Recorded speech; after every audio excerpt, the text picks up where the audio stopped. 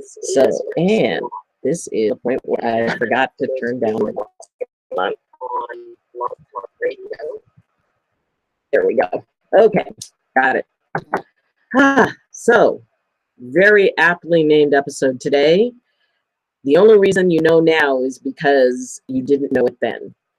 So, what I've been doing lately is I've been looking at the tweets that have gotten a lot of attention that has kind of spurred some conversations that I've had people come up to me and ask me about. So, today, the one we're going to be talking about is the idea that the only reason that you know it now is because you didn't know then, which means that we need to take it easy on ourselves regarding the mistakes we make because, well, that's how we learn. That's how we move forward. We're not going to get it all right. We're not going to have every, swing hit a home run. And sometimes we're going to mess up, and sometimes we're going to mess up big time. The question is, what do you do with the mess ups? What do you do with those times that you really feel very down on yourself for either a choice you made or to, that you're going to have to kind of clean up a mess that you didn't anticipate? So that's what we're going to talk about. And I mean, I have made as many mistakes, maybe even more than some, or as many as some, and, maybe more than a few. And each time that I made a mistake, I realized there was something I had to learn from it. First off, my dad had a very wise saying, don't say too much because then you don't have too much to take back. And over the years, I've learned that the less I say, the better, oddly enough. Yes, I know, speaking on YouTube. But when it comes to really getting attached to a decision that we make, being it's like, you know what, there is no doubt in my mind that this is going to work. That's kind of an invitation to the universe to teach us something. And I mean, there are a lot of things that are unforeseen. Our mistakes are not in and of themselves that big a deal. The big deal is whether or not we learn from them, whether or not we move forward, whether or not we realize, hey, the paint is wet, and we learn to listen to the sign. It's like, wow, that sign said wet paint, but I wanted to touch it anyway just to see. And oh, wow, yeah, I guess it is wet. To be able to listen to warnings, to be able to accept the wisdom of somebody who maybe has had a little bit more experience in it. Now, that doesn't mean that if you feel like you want to try something and try it your way, go for it. Knock yourself out. And who knows, it might work. It might be a whole new way of approaching something. Or it might be leading to an epic fail. But a failure is only a failure if you didn't gain anything from it, if you didn't learn anything from it. And when I talk to the people who I admire the most, the ones who I look up to as the ones who are like, those wise people, it's interesting because the older I get, the more important it is to me to have the ones that I can go to, the ones who become my grown-ups. I mean, I'm getting ready to turn 56. And when I go and talk to someone like, one of my uncles or some of the older members of my ex-husband's family, and just anybody who's got quite a bit of life behind them. And when I can tap into what they know and what they've learned and the wisdom that they hold. Now, I want it understood is this is not saying that young people cannot have wisdom. A lot of young people can have an amazing level of wisdom because I don't think wisdom is so much about just based on years. I think it's based on life experience. And there's some young people who have had some pretty amazing life experiences. So, we're definitely not ruling them out. And for those who are kind of in my age group, to be able to have somebody who can, will look at you and say, you know what, kid, you're still young. I mean, I love hearing that. I love that there is that generation that's ahead that holds so much. Now, light and shadow. Sometimes older folks, they hold some opinions, maybe that are not quite so progressive, but but they're still elders. And even if you disagree with someone, even if you strongly disagree, at least hold in your heart, okay, this is an elder. And I think that's something that kind of is missed a little bit in modern society, that reverence and that honoring of, people who are that older generation. And like I said, you don't have to agree with them, but you can still be respectful. You can let them know you disagree with them respectfully. And I know it's really hard sometimes. And you can't answer poor manners with poor manners. That's not what I feel. I feel that there is a way to get your point across without any doubt that that was not okay. And you can hold on to your dignity, your respect, and not go to the same level that the person is at. So consider some of the mistakes you've made, and consider, if you hadn't, what information would you be lacking? What wouldn't you know about? I mean, back when, we're learning to ride bicycles. Yeah, learning to ride a bike is a wonderful example of, yeah, you're going to make some mistakes. You're going to wobble. When those training wheels come off, I remember how horrified I was, even though I wanted it more than anything else. When those training wheels came off, I was terrified, and I immediately ran into something. My choice then was to get off the bike, walk into the house, and never ride it again, because it had ended badly. But the thing is, I wanted the gifts that riding the bike would give me. I saw my friends, and they were riding their bikes, and they could go further than I could go. And I didn't want to be left behind. So that meant that I had to decide whether it was more important for me to just say, you know what, I'm done. I'm not doing this. I'll be in the house watching TV. Or get back on the bike, swallow my fear and say, okay, I can do this. And we all reach that point where either the things that we got not correctly or not right, or that didn't end the way we had hoped they would, at that point, you have choice. You can choose to allow the embarrassment and the fear of having made that mistake and what it might mean to block you off from a whole lot of life. And there is a whole lot of life out there. And unfortunately, it's on the other side of a bunch of decisions. If you want to travel, well, yeah, you've got to figure out what it takes to travel. And the first thing it takes to travel is some courage, some willingness to step outside what's familiar. And yeah, there's a lot of mistakes that you can make. You can pick poor hotels, or choose a poor airline, or whatever. I've done a fair share of traveling, and I find that basically the best thing to do is just sit and ride it out. If there's a big, huge line, just make sure you're there early. Make sure you got the stuff that you need. And then it just takes however long it takes.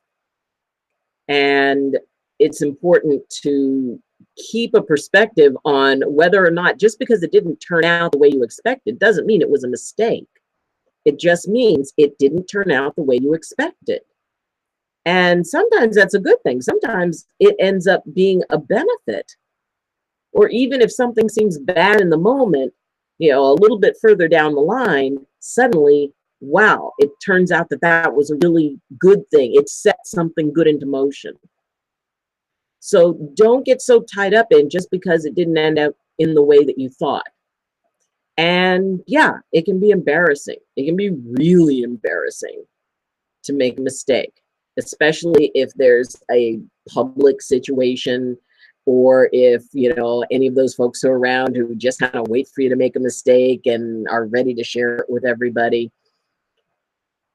But, and don't get wrapped up in what other people think about what you chose, because if it's what you chose, if it was the best choice you knew to make in that moment based on the information you had, yeah. Now, are there some choices that are flat out mistakes? Yeah. In my much younger years, finding out about somebody who had a real bad outcome when they chose to drink and drive. Yeah, that's one of those mistakes that can have very far-reaching consequences. But as long as you're willing to accept the consequences of it, that's where that thought process comes in. That's where, okay, we're going to take this action. Let's think this out a little bit. What is the best thing that can happen? And what is the worst thing that can happen? And if you can live with both of those and you're still willing to try it, well, go ahead. But keep in mind that everything has a consequence.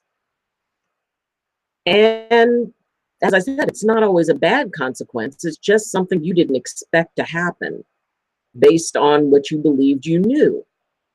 But afterwards, when it's all said and done, you now have more information than you did. You are wiser than you were. You have more experience than you had. And the only way we get that is often by mucking it up, by having those unexpected outcomes or an outcome that we didn't want. The important thing is that you move forward with it. Don't stagnate in it. Don't let yourself get into just sitting and beating yourself up over it, because it may be that, oh, okay, this messed up. I'll feel bad about it later. What do I need to do right now to correct this? How can I, at least reduce the impact that I don't want from this event? We all grow up. We spend our whole lives growing up. Just because you reach a certain age doesn't mean you're necessarily grown. My feeling is that we spend every single moment of our existence in this world growing up. My mom had a great poster that I've mentioned before that said, "Life is the childhood of my immortality." So that means that all of our life is about growing and learning and experiencing and finding those things that allow us to be more of what we want to be, more of what we choose to be. And we can't get there without a little trial and error. You don't know what you like at the buffet until you taste a few different things. Maybe you never tasted it before. But if you judge whether or not you should do something that you've never done solely based on the fact that you've never done it, your life may end up being a little bit limited. It may be a little bit smaller than it needs to be. And don't let anybody bury you for a mistake that you made, for a poor choice you made. Because if that was the best thing you knew to choose in that moment, that's as good as it gets. And whoever it is, and I don't care who it is, if they're talking about your mistakes, there's a saying that when you point one finger forward, you got three pointed right back at you.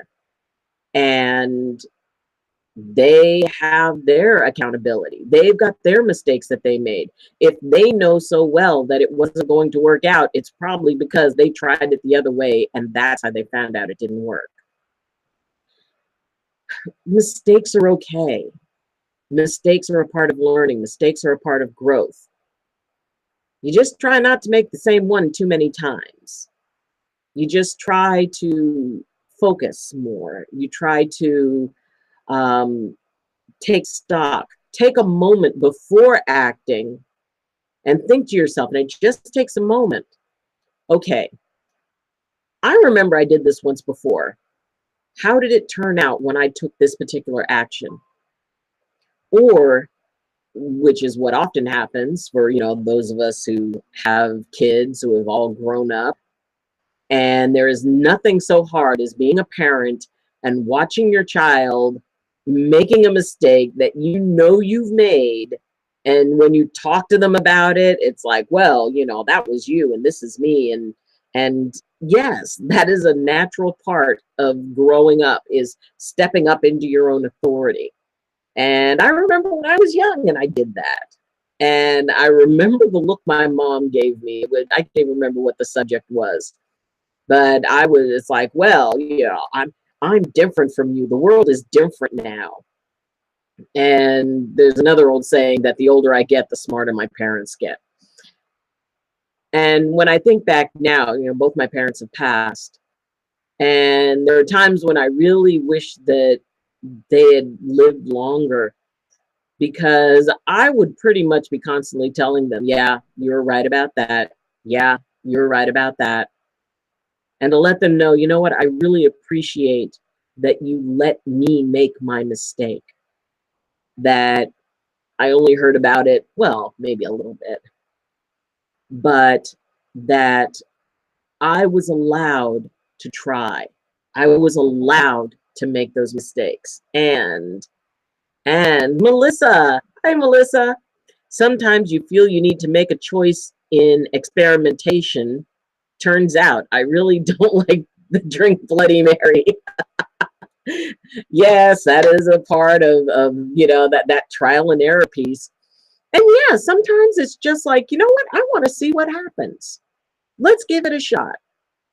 Once again, just consider what's the worst that could happen and what's the best that could happen. Figure out if you can live with those consequences, then that's okay.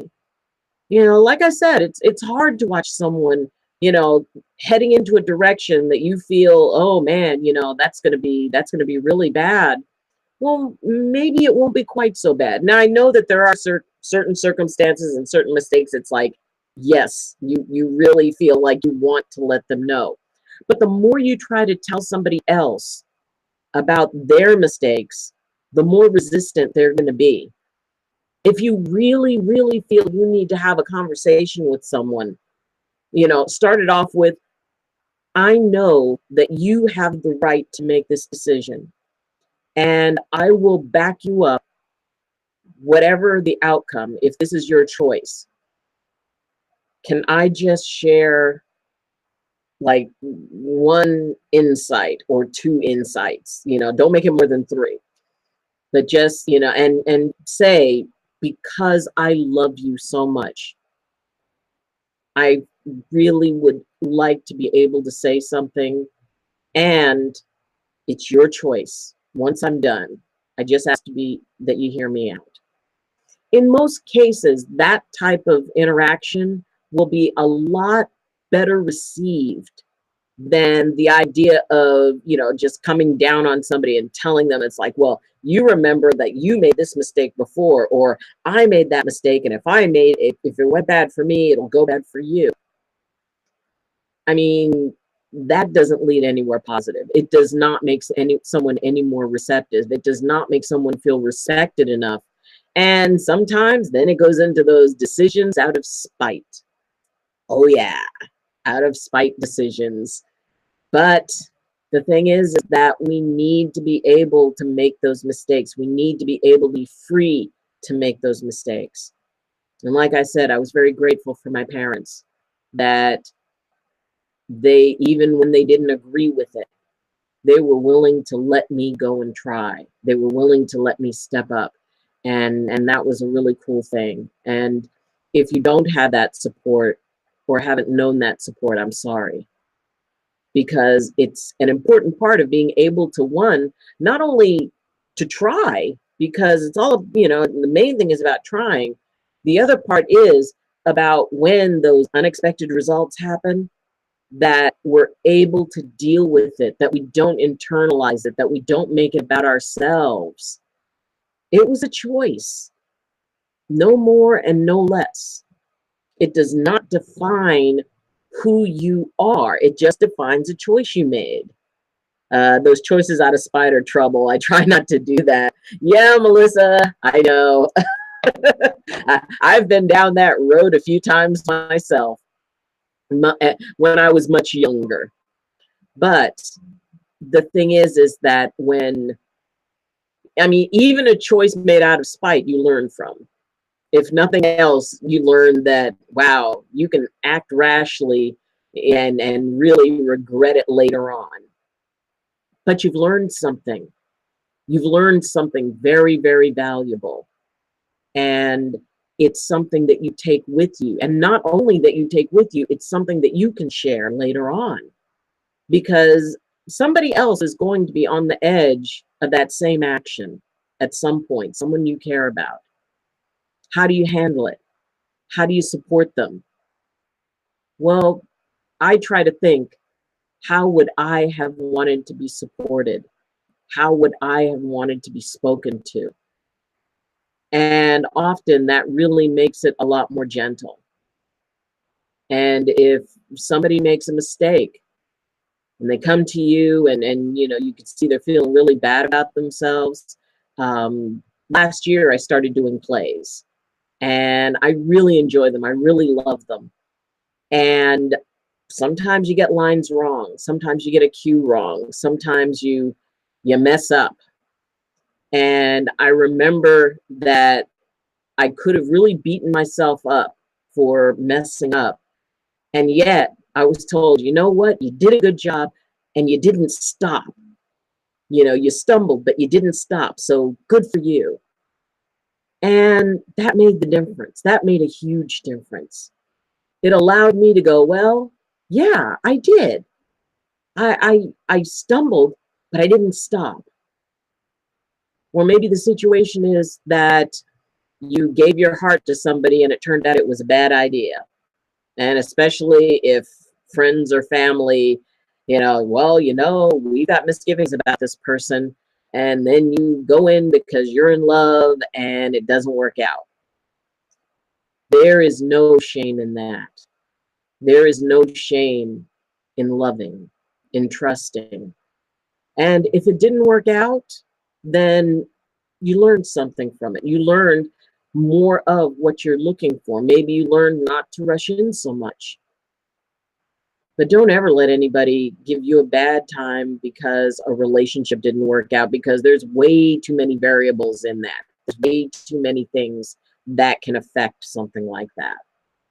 And there's always variables that we don't see, the things that we can't control. So, yeah, you know, just cut yourself slack. Let yourself experience the mistake without adding the story of how it affects your self-worth, how it alters your dignity or, you know, your humanness. We are humans, which means that we mess up. Oh well. We do our best not to, and when you do your best to correct it. That's all that mistakes are meant for, is for us to learn from. It's all that we have in order to be able to figure out, you know, sometimes you got to go left when you're supposed to go right to figure out, yeah, maybe I should have gone right. But then you can warn somebody else, hey, you know, left is no good. Let's go right. But don't worry. We're all going to, you know, not pay attention to the Google thing and get lost and take a wrong turn. Or we're all going to lash out at somebody and maybe say something hurtful that we regret. We're all going to be so, you know, convinced that our choice and our viewpoint is correct, that if it's shown to not be correct, it's really embarrassing. These are all parts of our humanity. These are all parts of how we grow and how we move through life and how we embrace the possibility of everything we can be, because the only way we're going to reach that is by going through and sorting out the stuff we need to know. But it's okay. You are an amazing person.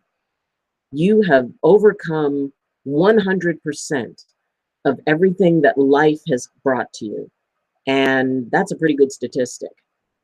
And you fought some really hard battles, and maybe you're carrying a few scars from them. But those are badges of honor. Those are say that you never stopped. that you didn't let the mistakes stop you. You didn't let the stories that were attached to it stop you.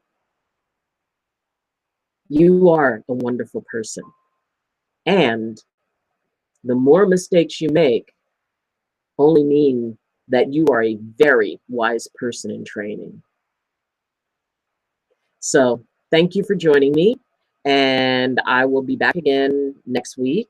And for those of you who are on Blog Talk Radio, I will be downloading the episode from YouTube. So please visit the YouTube page, Medicine Walk with Dr. Eileen. And if you would like to support, then you can subscribe. You can like this episode. You can share it. You can join up one of the Facebook group, Medicine Walk with Dr. Eileen, or you can follow me on Twitter and I will follow you back. So, thank you. And as always, I wish you balance and I wish you blessings from my heart to yours. Love you. Bye.